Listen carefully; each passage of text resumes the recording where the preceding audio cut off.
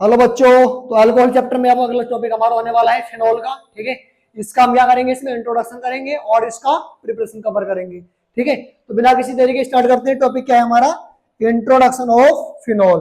देखिए बच्चों, मैं आपको बता दूं, अल्कोहल जो होते थे उसमें क्या होता था, एलिफेटिक हाइड्रोकार्बन होते थे और उनमें से एक हाइड्रोजन सब्स्टिट्यूट होता था हाइड्रोक्सिल ग्रुप द्वारा। ठीक है, अब फिनोल में क्या होगा, फिनोल में एरोमेटिक हाइड्रोकार्बन होंगे और उन एरोमेटिक हाइड्रोकार्बन में से एक या उससे ज्यादा हाइड्रोजन सब्स्टिट्यूट होगा हाइड्रोक्सिल ग्रुप के द्वारा, और जो आपका ऑप्टेंट होगा वहां पे उसको क्या बोलेंगे, फिनोल बोलेंगे। ठीक है, तो इसकी डेफिनेशन क्या होगी, द एरोमेटिक हाइड्रोक्सिल कंपाउंड्स, मतलब एरोमेटिक हाइड्रोक्सिल कंपाउंड्स जो होते हैं इन विच जिनमें वन और more hydroxyl groups are directly attached, जिनमें क्या होता है एक या ज्यादा हाइड्रोक्सिल ग्रुप अटैच्ड होता है टू द एरोमेटिक न्यूक्लियस, किसी एरोमेटिक न्यूक्लियस के साथ में, that is benzene ring, benzene ring के साथ में, आर कॉल्ड फिनोल्स, उसको क्या कहेंगे हम, फिनोल्स कहेंगे।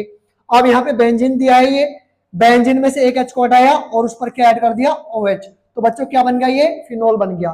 ठीक है, इसको ऐसे रिप्रेजेंट किया जाएगा, 6 कार्बन होंगे इसमें और 6 ही हाइड्रोजन और एक ऑक्सीजन। ठीक है, अगर मैं इसके मॉलिक्यूलर फॉर्मूला की बात करूं तो बच्चों मॉलिक्यूलर फॉर्मूला होगा C6H6O।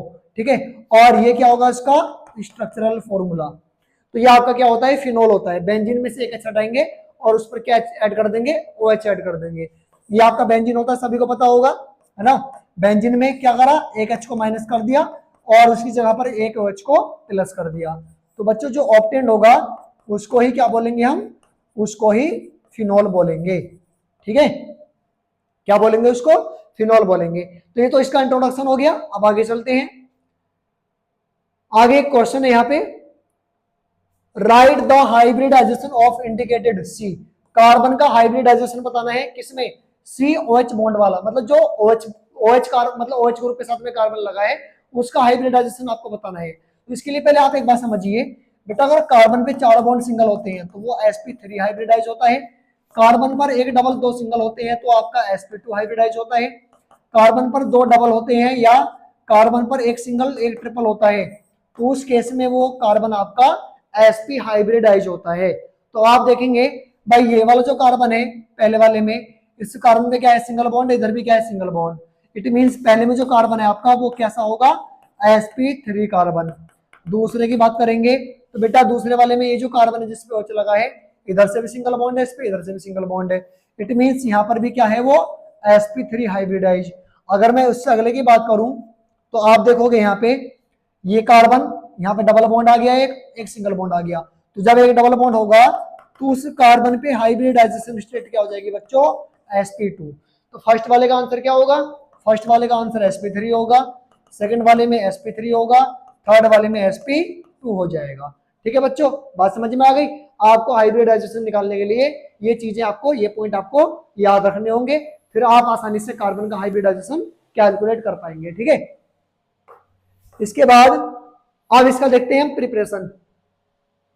प्रिपरेशन नहीं है अभी, एक क्वेश्चन और है यहाँ पे, the structural formula of cyclohexanol.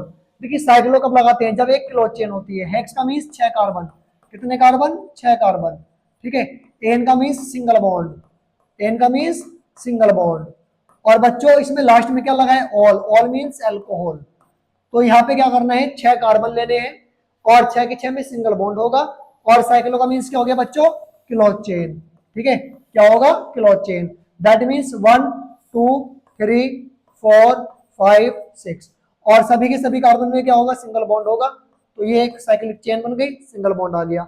उसके बाद एक कार्बन पे OH होगा। अब इसमें क्या करेंगे बेटा, कार्बन की वैलेंसी पूरी करो, यहाँ पर एक H, यहाँ पर 2H, यहाँ पर भी 2H, यहाँ पर 2H, यहाँ पर भी 2H और यहाँ पर भी 2H।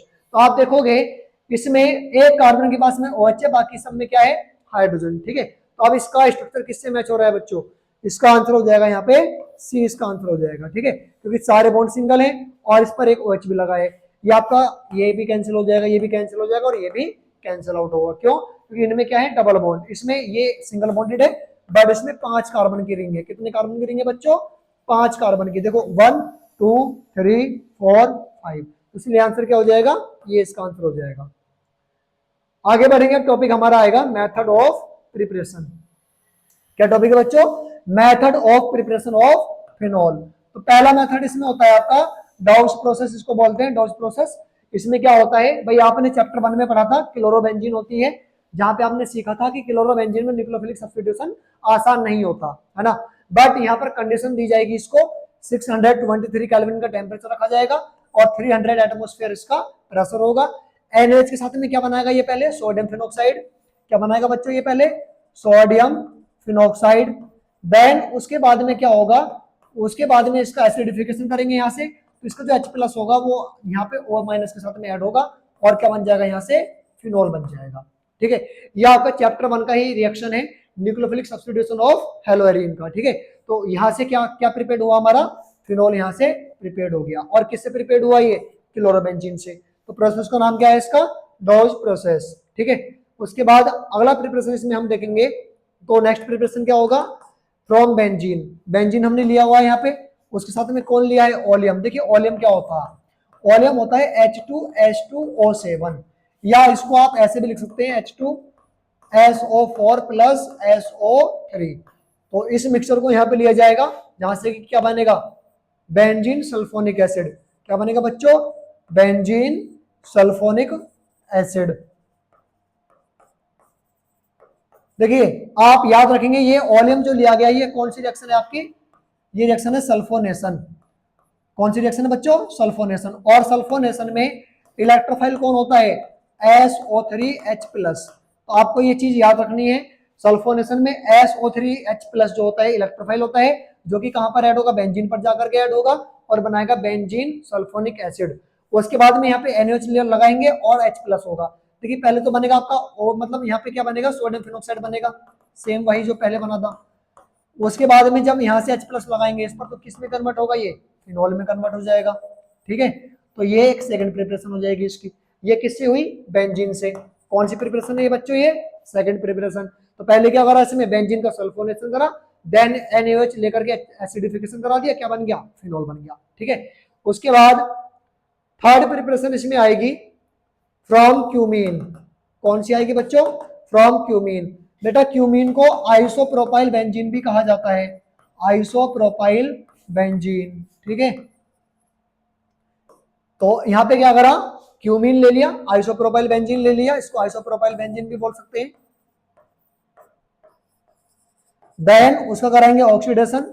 ऑक्सीडेशन पे क्या बना लेगा ये, क्यूमीन पेरोक्साइड बना लेगा। मतलब जो कार्बन हाइड्रोजन है, ये वाला जो कार्बन हाइड्रोजन है, इसके बीच में दो ऑक्सीजन आपके ऐड हो जाएंगे और बन जाएगा पेरोक्साइड। ठीक है, उसके बाद में इसमें एसिडिफिकेशन कराना है विद वाटर, तो यहाँ से क्या होगा, ये वाला पूरा ग्रुप निकल जाएगा, एसीटोन बना लेगा और आपके बेंजीन पे क्या बच जाएगा, OH बच जाएगा, जो कि क्या होगा, फिनोल। क्या होगा बच्चों, वो फिनोल होगा। ठीक है, तो यहाँ पे प्रोडक्ट क्या बनता है, फिनोल और एसीटोन। दूसरा प्रोडक्ट कौन होगा इसमें, एसीटोन होगा। ठीक है, तो ये आपका होता है third preparation from cumene. Cumene का दूसरा नाम क्या है बच्चों, आइसोप्रोपाइल बेंजीन। आइसोप्रोपाइल बेंजीन से पहले क्या बनेगा, मतलब क्यूमीन से पहले बनेगा cumene peroxide, then cumene hydroperoxide, then उसके बाद में उसका कराएंगे एसिडिफिकेशन विद वाटर, तो वहां से फिनोल और एसीटोन की फॉर्मेशन हो जाएगी। ठीक है, तो ये आपकी थर्ड प्रिपरेशन थी। उसके बाद इसकी लास्ट प्रिपरेशन हम देखेंगे यहाँ पे क्या है, वो from benzene diazonium chloride. From benzene diazonium chloride, तो यहाँ पे लेना होता है एनिलीन, ये आपने एनिलीन ली हुई है यहाँ पे, इसको डालना होता है NaNO2 प्लस HCl, और यहाँ टेम्परेचर होता है 0 से 5 डिग्री सेल्सियस ओनली, या इसको 273 केल्विन टू 278 केल्विन भी कह सकते हो आप। ठीक है, तो ये टेम्परेचर होगा। यहाँ पे बनेगा बेंजीन डाइएजोनियम क्लोराइड। क्या बनेगा बच्चों, बेंजीन डाइएजोनियम क्लोराइड, जो कि चैप्टर 1 में भी हमने बनाया था, आपने पढ़ा था वहां पे, जो हेलोअरिन होते हैं, हेलोअरिन की प्रिपरेशन में हमने पढ़ा था ये, है ना। तो पहले एनिलीन लेंगे, एनिलीन को रिएक्ट करवाएंगे सोडियम नाइट्राइड और HCl के साथ में in the presence of 0 to 5 degree Celsius temperature. तो यहाँ पे क्या बनेगा, बेंजीन डाइएजोनियम क्लोराइड बनेगा, जिसको वार्म वाटर के साथ में लेना है। और आपको पता है वार्म वाटर में क्या होगा, H+ और OH-।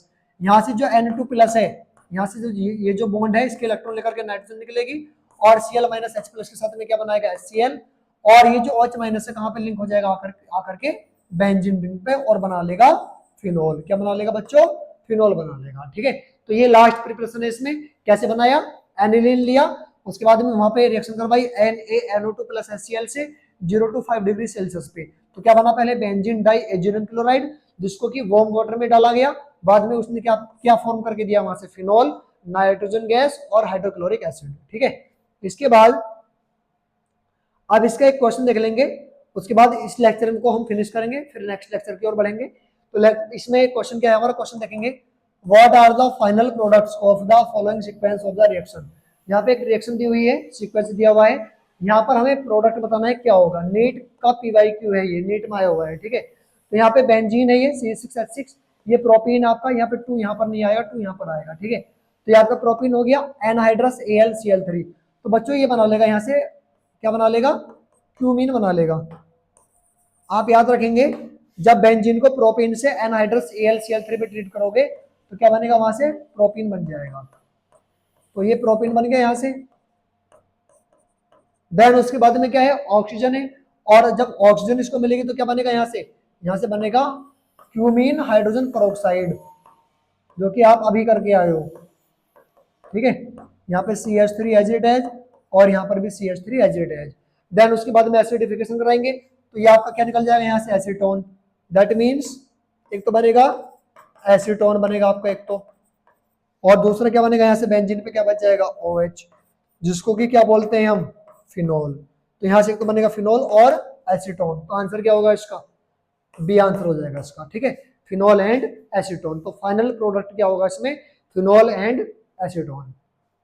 इसके बाद अगले लेक्चर में हम आपके लिए लेके आएंगे physical properties of alcohol and phenol. ठीक है, ईथर का लेक्चर हम सबसे बाद में रखने वाले हैं, क्योंकि उस ईथर में क्या होगा, अल्कोहल और फिनोल दोनों की केमिकल प्रॉपर्टी हम पढ़ लेंगे। तो अल्कोहल की जो केमिकल प्रॉपर्टी होती है वो वहां पर इन्वॉल्व होगी, उस प्रॉपर्टी की एक प्रिपरेशन है जो कि ईथर में होती है। ठीक है,